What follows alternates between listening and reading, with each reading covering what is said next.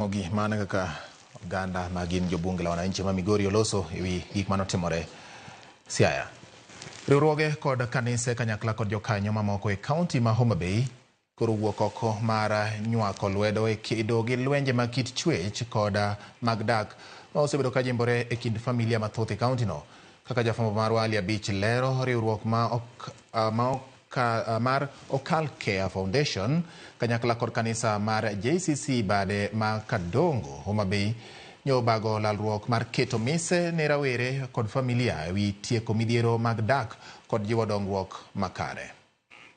Kedo gi lwenje mag kit chwech kod mag dak e kind familia, riwruoge mopogore mag piny owacho kaachiel kod mag piny owacho osebedo ka kedogo mar duoko chien kit lwenje ma kamago e kaunti ni, ma bende osebedo ka jimbore e kind familia mathoth. Kaka yor konyo kedo kod lwenje ni, riwruok moko mar piny owacho ma ong'ere ni Okal Care Foundation ka omakore gi kanisa kaachiel kod jokanyo mamoko e chiwo puonj ne rowere kaachiel kod familia mopogore e neno ni gibedo kod mise motegno mar Kristo mar konyo e duoko chien lwenje mag kit chwech e mier. Nyithindwa tho e lwet jok ma giluongo ni boyfriends kata girlfriends, miewa wuonewa tho, minewa tho, jogi negore.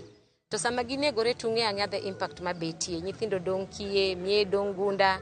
Koro wang'iyo to wapenjore ni to en ang'o madwa tim, nikech gima kamae ok wane kochung', waneno mana ka en gima omedo dhi bet omedo mana songo mbele.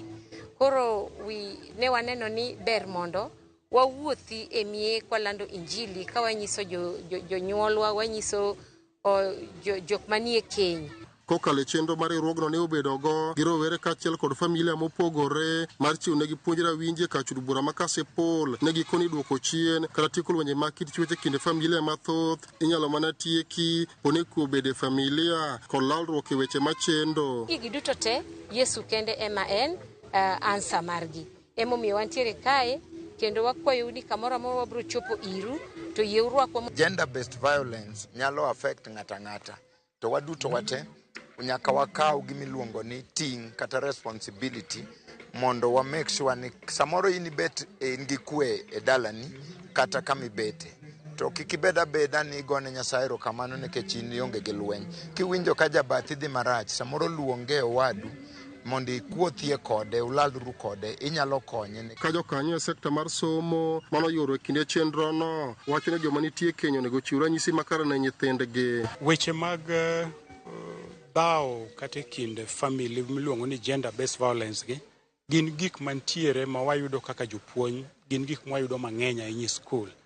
To gima nyalo konyo gini maduong' en mana ka jonyuol odhi ofwenyo ni family ma wan go, family onego beni ochalo kaka church, kama ka ji nitie ten kama ji winjore, ji puonjore wach Nyasaye, kendo nyithindo be dhi dongo ka wach Nyasaye no ni kuomgi. Gijiwo jonyuol mondo chiw arita makare ne nyithinde familia ma giwuoke kod chiwo sir ne familia ma ok nyal e konyo duoko chien lwenje mag kit chwech. Ekonomi rach, ji onge gi pesa, iyudo ka gini dok e jonyuol kendo stress makogi. Iyudo ka gichako gore kata kigin, kaso gide madho kuong mang'eny ma excess. Iyudo ka ma bende affect jonyuol ma ich wang' ma gineno kuom frustration mag ngima ka. Gitero ne nyithinde kata gi mondegi kata gi chuogi.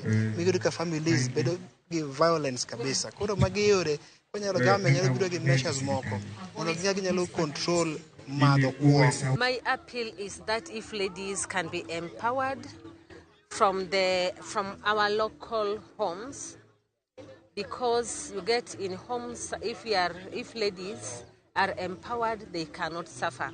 Ali Abich, Ramogi TV, Homa Bay.